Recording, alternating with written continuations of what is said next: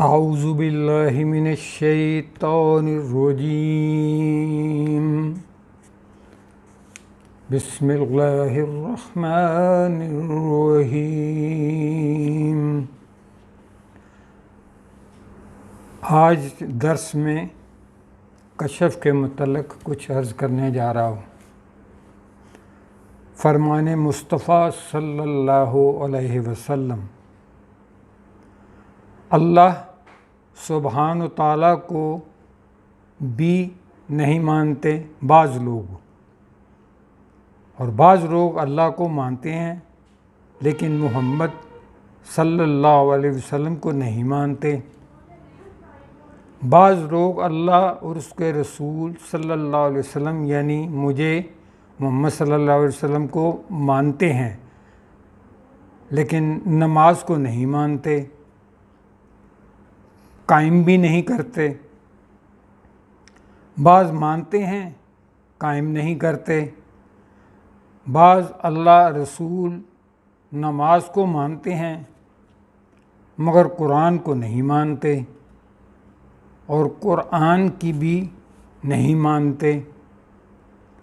بعض لوگ اللہ رسول نماز قرآن کو مانتے ہیں لیکن جہاد کو نہیں مانتے اور نہ ہی جہاد پسند کرتے ہیں۔ پھر ایسے لوگ بھی ہیں جو ان تمام مذکورہ بالا کو مانتے ہیں لیکن حج کو نہیں مانتے، اور ایسے لوگوں کا کہنا بھائی جو اللہ رسول نماز قرآن حج زکوٰۃ صدقہ خیرات جہاد آخرت تمام انبیاء اور اولیاء سب کو مانتے ہیں مگر خانہ کعبہ کے امام کے پیچھے نماز پڑھنے کو نہیں مانتے۔ اب ان کو کیا کہو گے؟ بعض محض سمجھا ہی سکتے ہیں نا، ان کو سمجھا ہی سکتے ہیں۔ کچھ تو ایسے لوگ گزرے جنہوں نے مجھے یعنی محمد صلی اللہ علیہ وسلم کو اپنی زندگی میں پایا، اور محمد صلی اللہ علیہ وسلم نے بہت کوشش کی، ضد کی، مگر انہوں نے ایک نہ مانی اور اسلام قبول نہ کیا۔ تو بھائی وہ لوگ جو محمد صلی اللہ علیہ وسلم کی بات نہیں مانتے، سارا مسئلہ تو یہی ہے نا۔ اب جو لوگ کہتے ہیں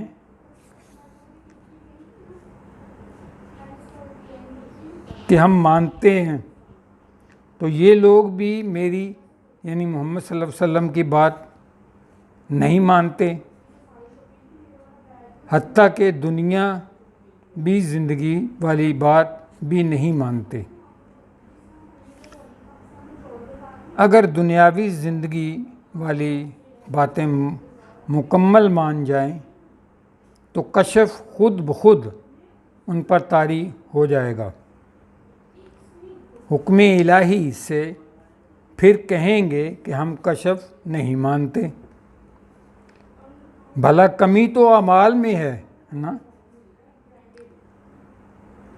خواب کو مانتے ہیں، اللہ کی جانب سے خوشخبری کو مانتے ہیں، انٹرنیٹ کو مانتے ہیں، بلوٹوتھ کو مانتے ہیں، وائی فائی کو مانتے ہیں، سگنلز کے مل جانے کو مانتے ہیں، حتیٰ کہ استخارہ کو مانتے ہیں مگر کشف کو نہیں مانتے۔ حیرت ہے ان کی عقل پر۔ بھائی استخارہ کیا ہے؟ یقیناً جو کشف کو نہیں مانتے وہ استخارہ کی حقیقت کو بھی نہیں جانتے، چاہے مانتے ہوں اور کراتے ہوں استخارہ کسی سے۔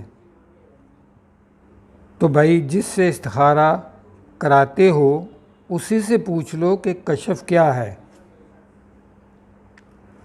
یا پھر استخارے کی ہاں نہ خواب میں ہوئی تھی یا کھلی آنکھوں ہوئی تھی۔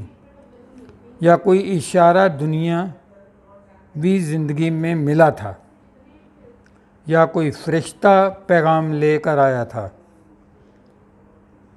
کیا ہوا تھا؟ نہیں مانتے۔ بڑی بات ہے کہ نہیں مانتے۔ بھائی کشف القبور کو مانتے ہو، کشف القلوب کو مانتے ہو، نہیں مانتے کیا جانتے ہو اور کیا مانتے ہو؟ ایک لمبی بحث ہے ان کے لیے جو نہ ماننے کی قسم کھا بیٹھے ہیں۔ قبر کا حال دیکھ کر مردے کا حال جو بتا دیا تھا، حکم اللہ کیسے عذاب میں ہے،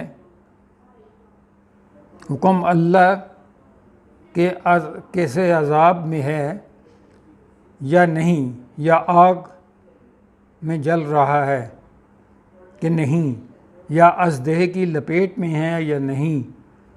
میں نے محمد صلی اللہ علیہ وسلم نے تو کیا یہ اللہ سبحانہ تعالیٰ کا عطا فرمایا ہوا کشف نہیں تھا کیا؟ میری محمد صلی اللہ علیہ وسلم کی امت مجھ سے الگ ہو، میری محمد صلی اللہ علیہ وسلم کی سنت پر عمل کرو، محنت کرو، بکثرت ذکر الہی کرو، مجھ محمد صلی اللہ علیہ وسلم پر درود و سلام بھیجو، پھر دیکھو کہ اللہ کشف تو کیا بلکہ کیسے کیسے راز افشاں کرتا ہے نہ ماننے والوں کو۔ اور بغیر امیر کے کیا تبلیغی جماعت ہوتی ہے؟ کیا کبھی یا تبلیغ کو یوں ہی نکل کھڑے ہوتے ہوئے شتر بے مہار نہیں؟ نہ تو بس دین مکمل ہو چکا ہے، اس میں کوئی کمی بیشی کی گنجائش نہیں، لیکن اسے کشف سے نسبت کیوں دو گے؟ بھائی اگر کوئی نماز پڑھتے ہوئے کھلی آنکھ کعبہ کا دیدار کر لے حکم الہی سے، تو کیا اسے دین میں اضافہ کہو گے؟ ہوش کے ناخن لو اور نکتہ چینی سے پہلے سوچ لیا کرو، یقیناً سوچنا تمہارا حق ہے، تم سے کوئی نہیں چھینے گا۔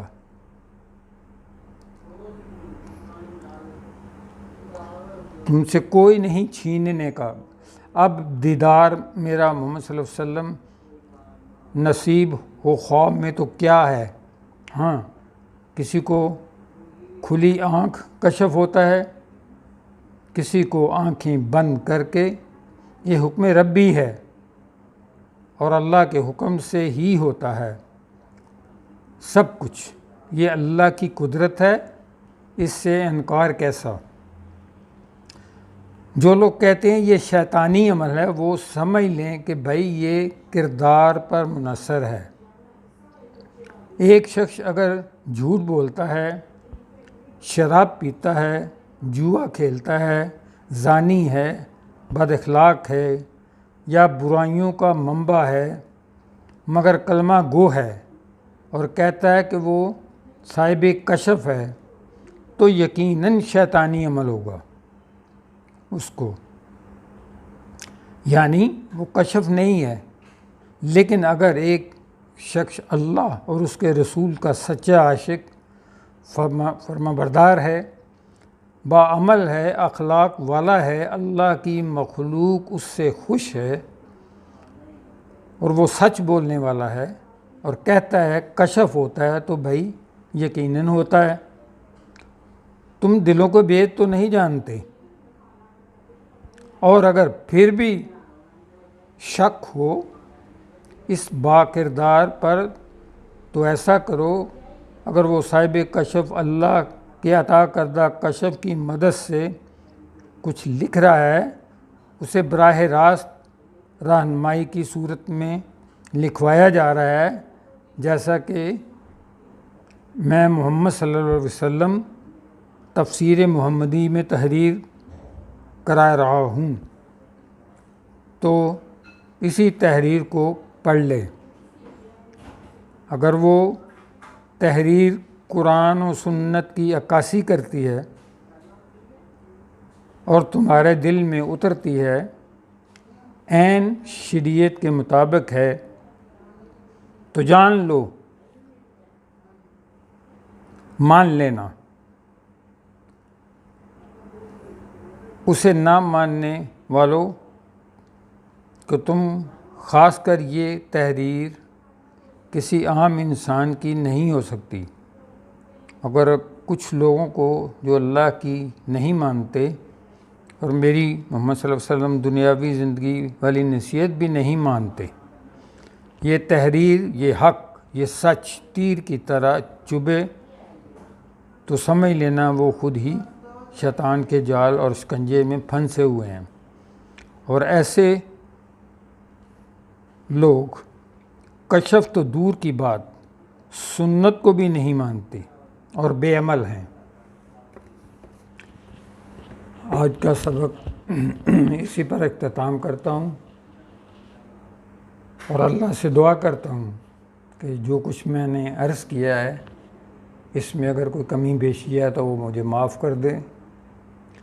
یہ میری اپنی تحریر نہیں ہے، بزرگان دین کی تحریر ہے جو کہ میں نے پڑھی ہے۔ اللہ تعالیٰ مجھے اور آپ کو آفتوں سے محفوظ رکھے، ہر پریشانی دکھ درد سے محفوظ رکھے۔ جتنے بھی مسلمان دنیا سے جا چکے ہیں ان کی مغفرت فرمائے اور ہمیں دین حق پر چلنے کی توفیق عطا فرمائے۔ ہمارے ملک کو سلامت رکھے، بچوں کو سلامت رکھے، بڑے بوڑھوں کو صحت کاملہ و عاجلہ عطا فرمائے، سب پر اپنا رحم کرے۔ جو لوگ خصوصی طور پر مجھے دعاؤں کے لیے کہتے ہیں ان سب کی دعاؤں کو اپنی بارگاہ الہیہ میں قبول و منظور فرمائے۔ صلی اللہ تعالی علی خیر خلقہ محمد و آلہ و اصحابہ اجمعین برحمتک یا ارحم الراحمین۔